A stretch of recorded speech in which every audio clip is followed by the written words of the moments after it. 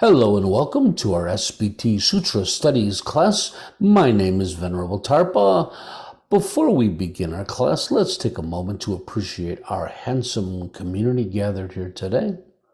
Today I feel fortunate to sit as a member of this kind community in the safety and security of like-minded friends, sharing this present moment with others dedicated to the cultivation of goodness. Today, I'm grateful for the direction and support that this community provides, a community worthy of my time and commitment, a community where my efforts have meaning, purpose, and are appreciated. Today, I'm thankful for this community of awakening, a place to gain the knowledge and skills to improve my life, a family, a home, and a sanctuary for all of us seeking refuge from the storm.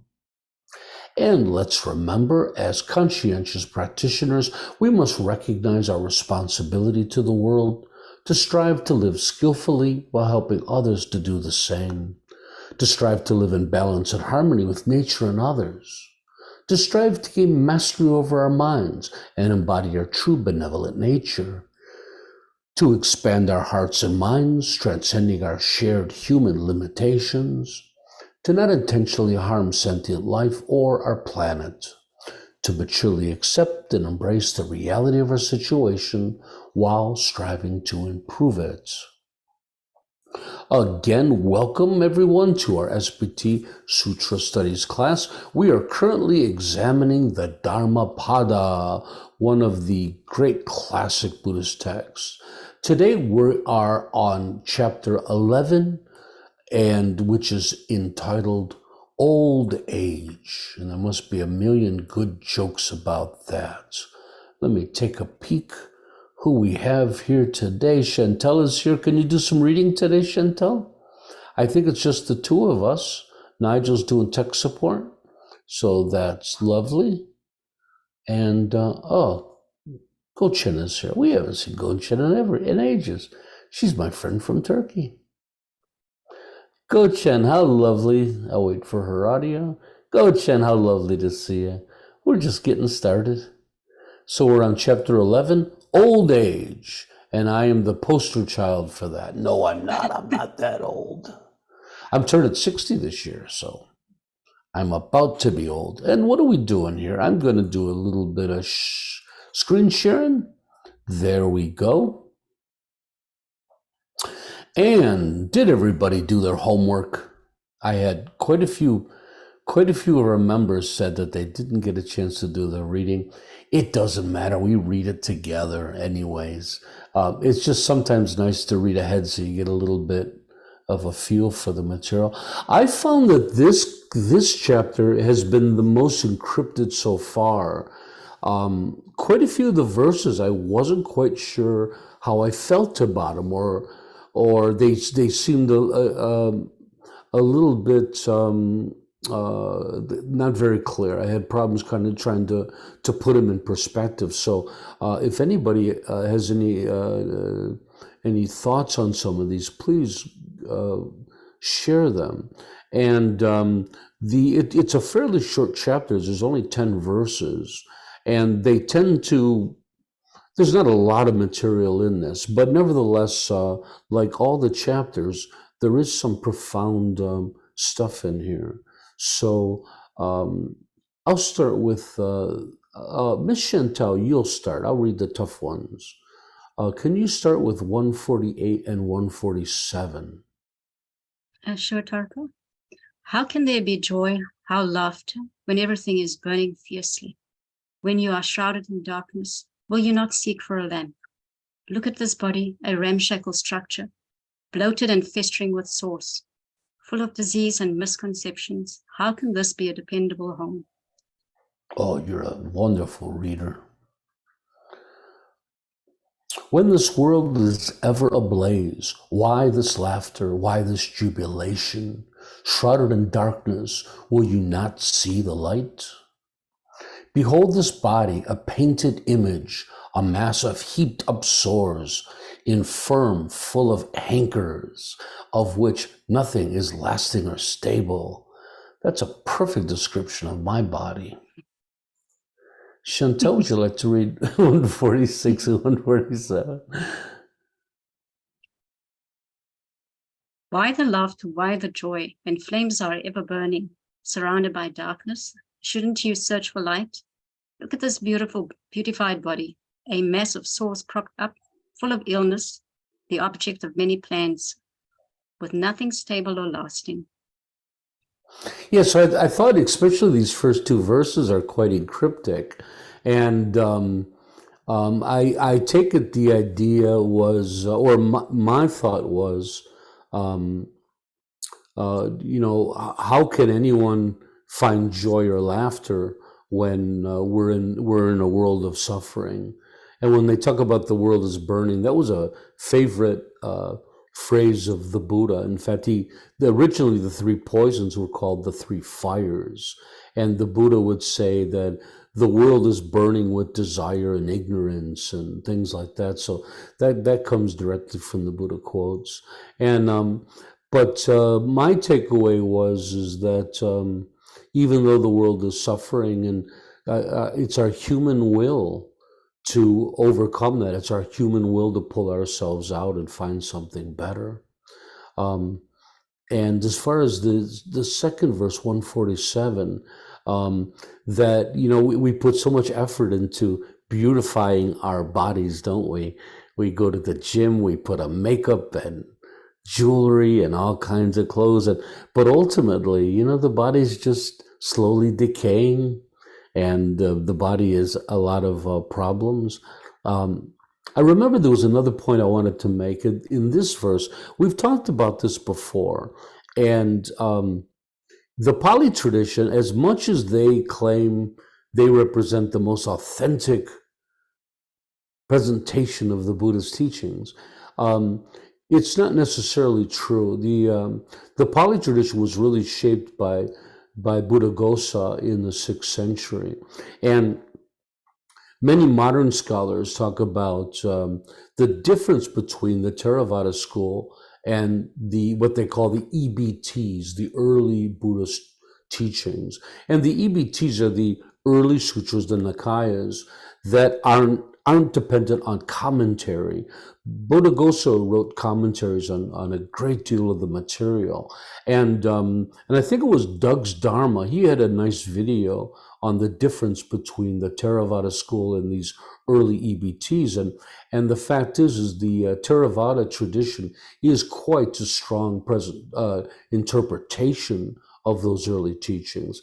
And I wanted to point that out because it seems Buddhaghosa likes to interpret the teachings from the monastic viewpoint. So in this chapter, you're going to read a lot about the horrors of the human body, a massive sores and things.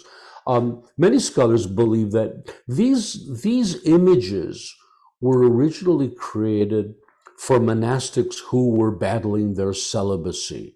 And the ideal was to look at the body as if it was impure and horrible so that they could curb their sexual desires.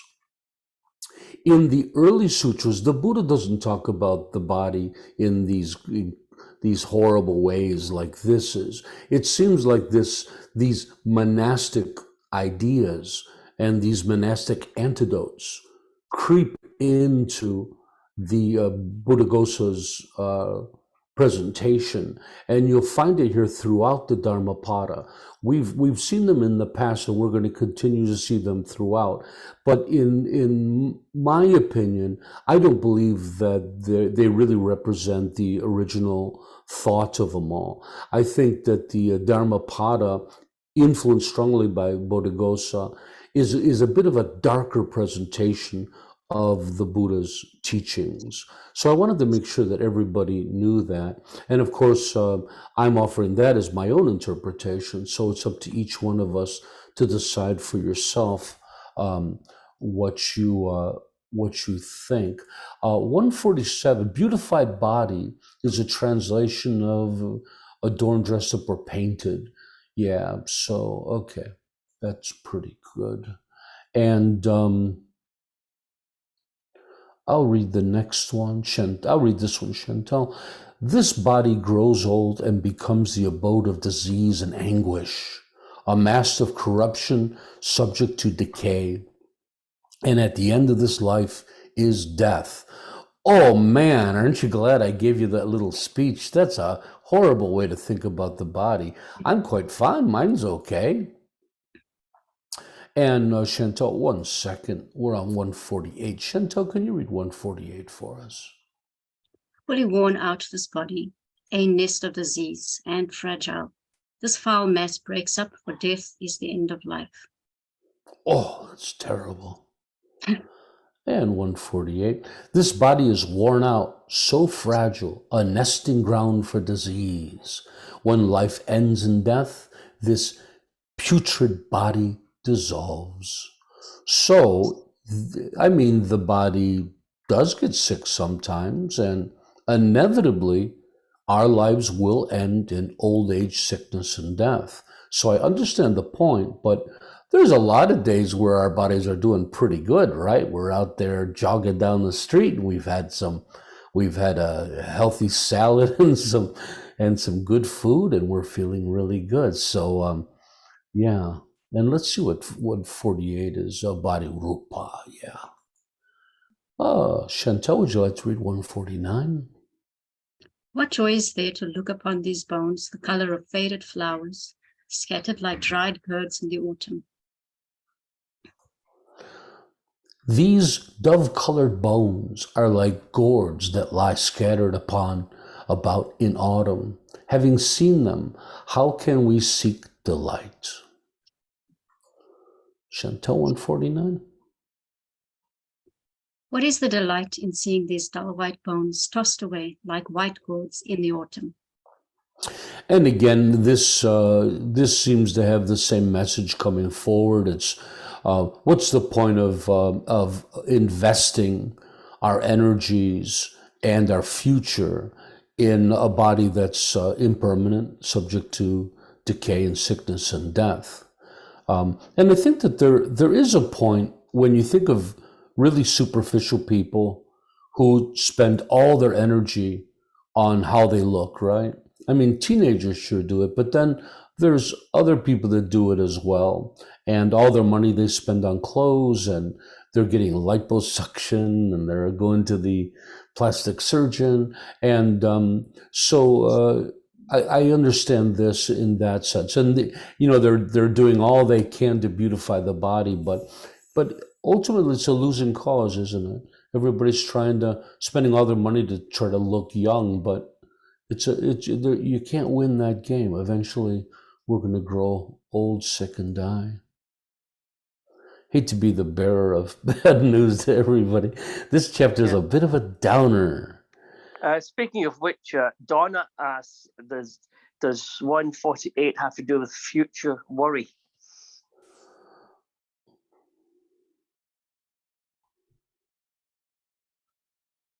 Sure. I think they all do, and traditionally they would all have a lot to do with rebirth. That we put all this energy into this body's just going to grow old and decay and die. You're going to go on, and I think that sentiment comes through clear in the next couple verses. Yeah. I'll read this one. Here is a citadel made of bones plastered with flesh and blood domain of old age and death, home of pride and deceit. So they're going further and saying that besides just physically being horrible, also we have all these our afflictions, our mental and emotional afflictions. Chantal, would you like to read 150? This city body is built of bones, plastered with flesh and blood. Within are decay and death, pride and jealousy. Lovely. The city is built of bones, plastered with blood and flesh, and filled with aging, death, conceit, and hypocrisy. So, boy, they're not painting a really good picture of humanity, are they? Chantal, would you like to read 151? Just as the chariot of the king grows old, so does the body age, But the teaching of the holy ones never grows old, for they reveal the truth directly. That's lovely. Even gorgeous royal chariots wear out, and indeed this body too wears out. But the Dharma of the good does not age. Thus the good make it known to be good. Chantal, 151. Even the splendid chariots of the royalty wear out, so too does the body decay. But the Dharma of the virtuous doesn't decay, for it is upheld when the virtuous teach it to the good people. So clearly they're saying here is don't put your energy into superficial things like the way you look. Put your energy into the Dharma, into spiritual growth, into your wisdom, into your benevolent qualities, and they benefit us, right? The one thing I wanted to say, let's see what 151 says here. The meaning of the last two lines is unclear. I interpret them as meaning that the Dharma does not decay because it is renewed in the lives of good, virtuous people. That's lovely. And I was going to say that when they say the Dharma doesn't decay, what I thought about was that it actually, Dharma does decay because presentations change, right? Hopefully the Dharma stays pure through good practitioners, but the fact is that even the Buddha himself said that one day the Dharma will be destroyed. You know, the one day it'll fall apart. So, but I think relatively speaking, the point is that, you know, when we have this wonderful truth of the Dharma, and when we think about our benevolent qualities and things like that, those are always good objects of practice. Those are always a place where we can gain, like they say, the riches in life. And if anybody would like to comment as we go through these, please do. I'll read 152. The one with little understanding grows old just like an ox. He may put on flesh, but his wisdom never increases. Hey, I relate to that. Chantal, would you like to read 152? The man of little learnings grows old like a bull. He grows only in bulk, but his wisdom does not grow. The old joke, hey, I resemble that comment. I'm proof that you can do both at the same time. 152. The person of little learning grows old like an ox. The flesh increases, but insight does not. And most of these don't require too much commentary. Am I right there? That that's pretty straightforward. I'll read 153. Caught in the round of existence without rest, without break, for many births, I sought for the builder and took miserable birth again and again. Chantal, would you like to read this one? Through many births in samsara have I wandered in vain, seeking in the builder of this house of life. Repeated birth is indeed suffering. And 143 here. House builder, you are seen. Am I reading the right one? Yeah. Well, I think I'm here. I'm sorry. Oh, 143 and 140 and 154 right here. Through many births, I have wandered on, searching for, but never finding, the builder of this house. To be born again and again is suffering. So this one was quite confusing. At first, when I read it, it sounded like the person is looking for the creator of their life, right? The builder of this house. But in the commentary of down here, of Buddhaghosa, it says, according to the commentary, these verses are the Buddha's song of victory, his first utterance after his enlightenment, which actually isn't in any of the sutras. It comes from a commentary, so people question whether that's true or not. The house is individualized existence in samsara. The house builder is craving. The rafters are the passion, and the rigid pole is ignorance. So here when they talk about the builder of the house, we're talking about craving. So what they're talking about is the builder of samsara, right?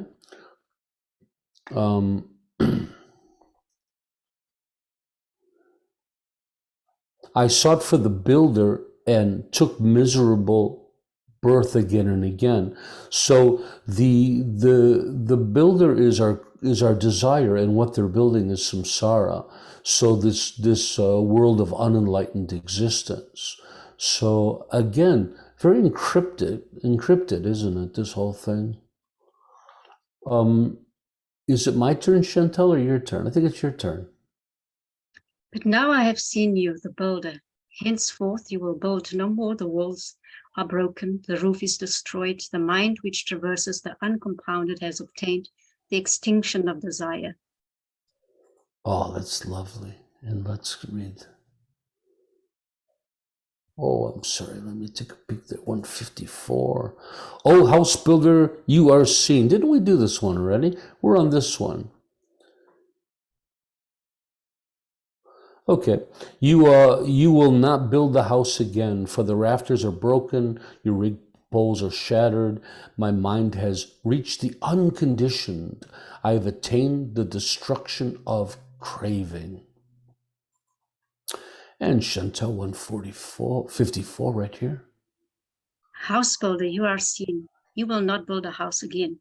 All the rafters are broken, the ridge pole destroyed. Their mind, gone to the unconstructed, has reached the end of craving. So here the house builder is desire. And I would say to go further, I'd say the three poisons, or properly the three fires of greed, hatred, and delusion. So once we understand the three poisons and we see them and we understand that those three poisons are what keep us trapped in samsara, which is the cause of our suffering. Once that happens, we can destroy that and we can reach enlightenment. What's fascinating here is Buddharakkhita's last sentence. My mind has reached the unconditioned. I've obtained the destruction of craving. So when they talk about the unconditioned, they're talking about perceiving the world without all of our mental conditioning, all our likes and all of our dislikes and all of our experiences, to truly see the world as it is, without all of this bias. And in Buddhism, we call them mental factors. We have biases about everything, and we have bias arises from past experiences. And so to reach the unconditioned is that conceptual chatter that constantly goes on in our minds. When that falls away, we can see the world as it truly is, unconditioned. And that is the destruction of the craving or the three fires. And we have two more to read. Chantal, is it your turn? I think so. If you do not live a spiritual life, if you do not obtain real riches when young, you will die like an old waterfowl living in a lake without fish. And the next one. If you do not lead a spiritual life, if you do not obtain real riches while young, you will be like a harp which is broken and sighs for the past. Oh, thank you. Those who in their youth have not led the holy life or have failed to acquire wealth languish like old cranes in a pond without fish. Those who in youth have not led the holy life or have failed to acquire wealth lie sighing over the past like worn out arrows shot from a bow. And the last two, Chantal. Those who have never lived the chaste life nor gained wealth in their youth waste away like frail herons in a lake devoid of fish.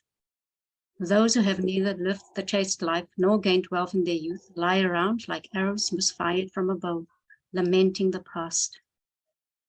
So again, simply they're talking about the benefits of living a spiritual life that, especially for traditional Buddhism that believes in rebirth, that there's great rewards that come from it. And if you haven't done anything with your life, if you haven't done any kind of personal exploration, personal development, you get to the end of your life and there's nothing to show for it, and you simply wither away and die. So, would anyone else like to make any comments on them? Let's see what 155 says here. Oh, let's read this one. This will refer to 153 and 144. According to the commentarial tradition, these two verses were the first words the Buddha spoke after his awakening. The commentaries explain that house refers to individuality, selfhood, and the body. The builder is one's craving, the rafters are the defilements, the ridgepole is ignorance. Interesting, there is no canonical evidence that the Buddha spoke this verse. The verse does not appear in the Theravada, the verse does appear in the Theravada, a collection of verses spoken by the liberated discipline of the Buddha. There the verse is attributed to the monk named Sivaka. And 155, the note is, in the Buddhist discourses, gaining wealth through ethical means was considered an appropriate goal for the laity. That's interesting. I thought when they talked about gaining wealth, or I figured it was spiritual. So they're actually talking about like physical wealth. And of course, Buddhism has no problem with wealth. If somebody is living a good life and they're wealthy and they have nice things, it's cause and effect. It's because they earned it in their last lives. And so, and in most cases, in some type of a virtuous way. So Buddhism is one of the few religions that doesn't have a problem with that. Monastics have a vow of poverty just to make their lives simple for achieving enlightenment. But for the lay, if you have money, no problem, you should be happy with it. Would anyone like to make any comments? I would. I'm going to shut this off. Please do. I always took the chapter as a whole to be about your relationship with your body, which is your last, strongest attachment, in the sense that you think your body is you, and it's not. That's an illusion. And that's sort of, and the last two verses, yeah, if you don't pay attention to me, this is what's going to happen to you. But yeah, that's how I've always looked at it, is it's about your body. That's what the house is. It's your body. I won't have this house again because I won't be reborn in a body, that sort of thing. Oh, that's lovely. For me, I take it as, the Buddha's first job that he, after becoming enlightened, the Buddha set out to inform people what's to be cultivated and what's to be abandoned. So in this case, it seems like they're saying, don't put all your effort into beautifying yourself and into superficial things that, to be fruitful and to have a good life, you need to put some effort into religious training or awakening. Your body is fleeting. Yeah. I know mine is. Mine is fleeting right out the door as we speak. It's true. One of my favorite please. recent jokes is, I'm so old, Jesus calls me ma'am.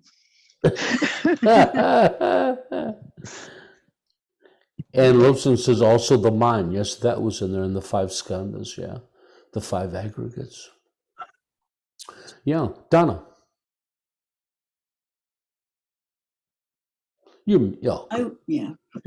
I was thinking that the last 2 verses were kind of a threat, explaining in the negative what to do, and then the commentary said that these were the first expressions when Buddha came. So it kind of is a threat. you must do this, or you will not find what you're looking for. Yeah. I don't know so much if I see it as a threat, is just clarity. And, I mean, he can be speaking from his own experience, but it seems like the Buddha is just really clarifying what's to be cultivated and what's to be abandoned. Abandon all those superficial acts. Abandon your self-interest in your body and things like that, and cultivate your mind, cultivate your heart, cultivate your spirit. Yeah, but boy, there's so much that can be interpreted in this chapter. It's not very clear. Could be an urgent warning. Sure could be. Yeah, well, that's a big thing in Buddhism, that the end is coming. Hurry up and start practicing. The Theravada talk about practice like your hair's on fire, which I don't believe actually comes from the early Buddhist scriptures. I think that's again Buddhaghosa. The Mahayana believe that you can enjoy life because you're going to live many, many, many lifetimes and you're helping others, so you might as well have fun doing it. Tarpa, Donna? you can't meditate like your hair's on fire. I agree. And just practice in general. You can't hurry up to practice, because that hurrying is exactly the thing we're trying to get rid of. That speediness, that intensity, that sense of immediacy about life is the reason we're in samsara. That's an exaggeration of reality, which we call samsara. And so you can't use samsara to get rid of samsara. So I've never agreed with that idea, practice like your hair's on fire. We do the opposite, right? We do soft practice. We slow down. We practice gentleness and kindness to ourselves, like that little puppy. We take care of it. And of course, that's called taking the result as the path, right? Using joy to create joy. Using compassion to create passion. Using understanding to create more understanding. And I do believe that's the fastest way to awakening.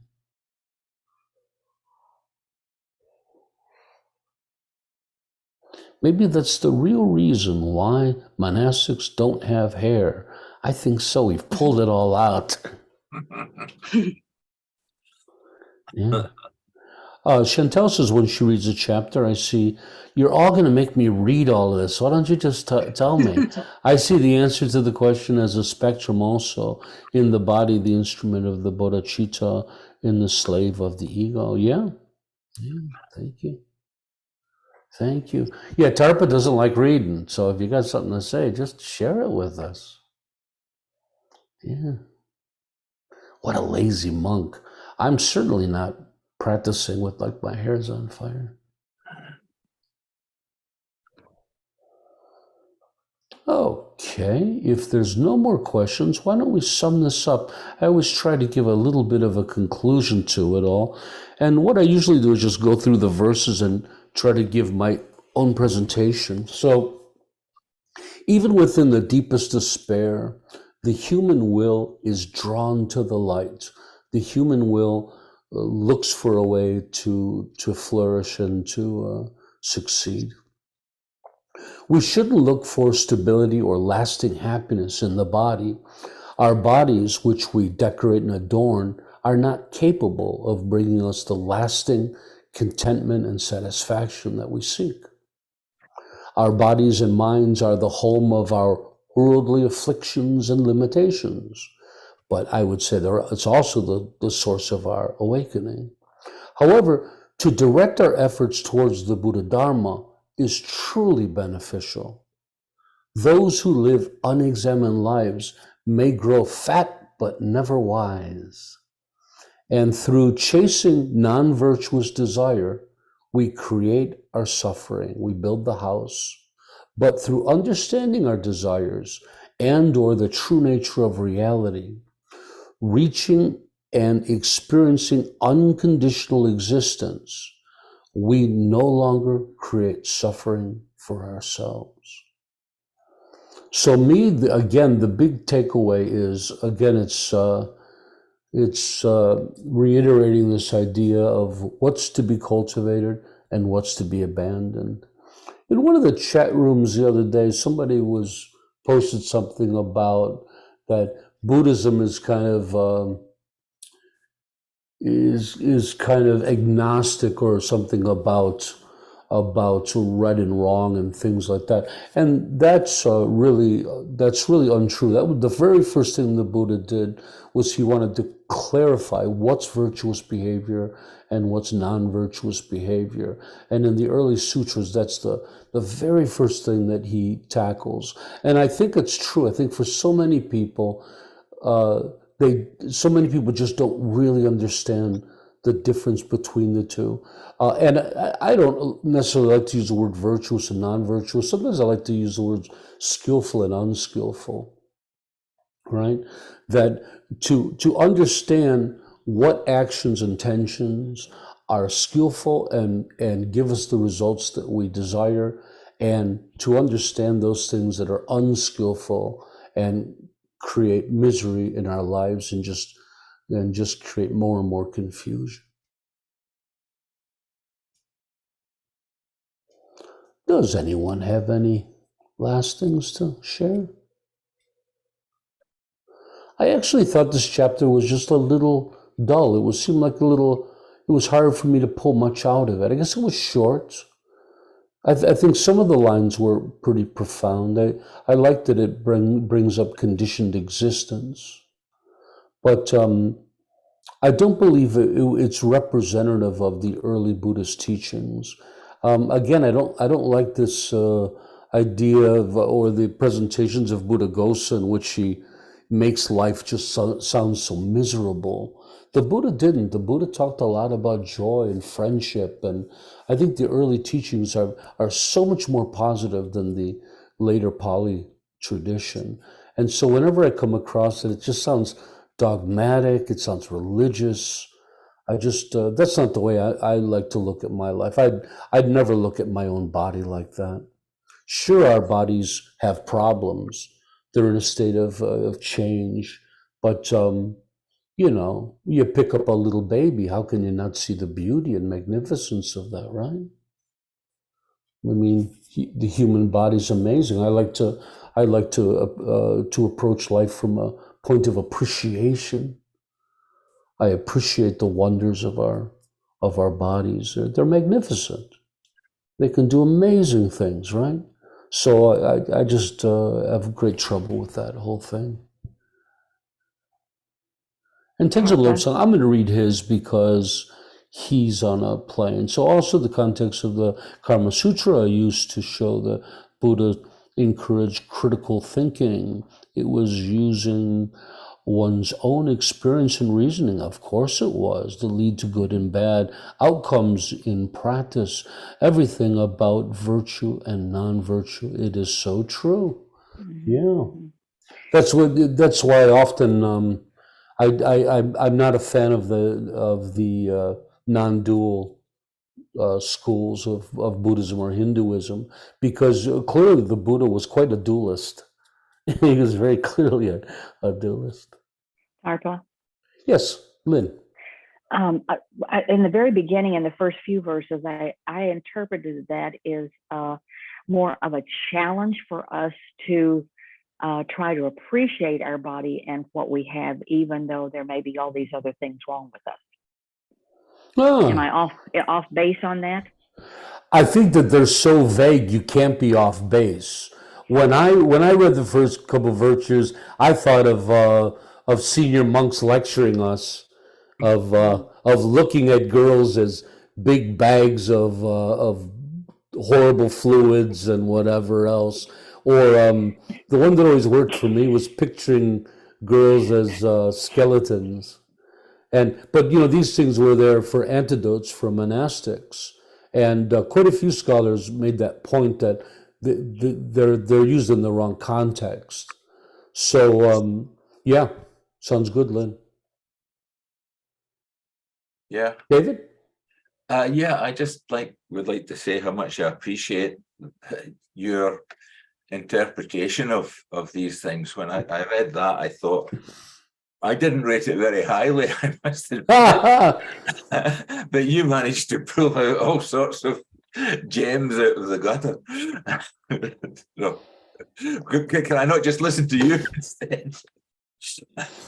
You know what's interesting? We were doing a book club for a while. We were doing Shantideva's Guide to the Bodhisattva Way of Life, and now we're doing the Dhammapada. And these are texts that I started with. I read a long time, and I've read many times, but they've been a while since I've read either one. And now we're studying them, and they're almost alien to me. It shows me how much I've changed, and especially the Shantideva's book, which I used to think was like one of the greatest Buddhist books ever. And we were starting to study it. It was so dogmatic and so religious. And I don't think we even finished it. It would just seem, and all of a sudden you realize, wow, I'm not a Shantideva fan anymore. And I'm finding the same thing true with the Dhammapada, that I just forgot, or maybe that was my mind back there. I was that dogmatic that, this, it doesn't seem as enlightened as it appeared to be. And I don't say that as a criticism of the Buddha. To me, it's more of a criticism of the time it was written. And, clearly the human mind is expanding and developing. So, but it's very dogmatic, binary, right? Very black and white.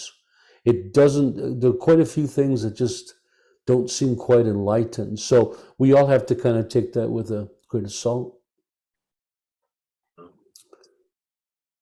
Yeah. Thank you, David. I'm glad I made something out of it. I was kind of worried at the beginning of the class, what am I going to do with these 10 verses? Okay, well, if there's no more questions, why don't we end today's class with our altruistic. Let me finish by saying, remember that the sutra teachings are meant as practice instructions. So in order to get the greatest benefit, we need to engage fully with them, utilizing the 3 great objectives of study, contemplation, and meditation. Your work this week is to discover how these teachings apply to your daily life, transforming them from words on the page into living Dharma. Next week, we will be moving on to chapter 12, which is oneself. So I guess this week, when you're in the bathroom, brushing your teeth, combing your hair, putting all those products into your hair, putting your makeup on, you're supposed to be contemplating how much energy I'm putting into this or that. Personally, I don't think there's anything wrong with having a balance between the two, right? It's quite binary. I think that there's nothing wrong with having a fit, healthy, beautiful body and yet still getting all your practice in. So I'm a middleist on that one. And let's end today's class with our altruistic affirmation. May all be healthy, may all be prosperous, may all be well, may all be present, free of past regret and future worry. May all abide in constant appreciation, which is a source of great joy and contentment. May all realize their true nature and the true nature of reality, which is awakening. Thanks everybody for coming. Tomorrow on our Sunday teachings, we're going to do a cool teaching on impermanence and change and an interesting meditation. So that'll be really fun. And thanks again for coming and spending the afternoon with me. It was great. Bye-bye, everybody. Thank you, Darpa. Bye. Thanks, Darpa. Thank you. Bye-bye. Enjoy your life. Bye. Bye-bye.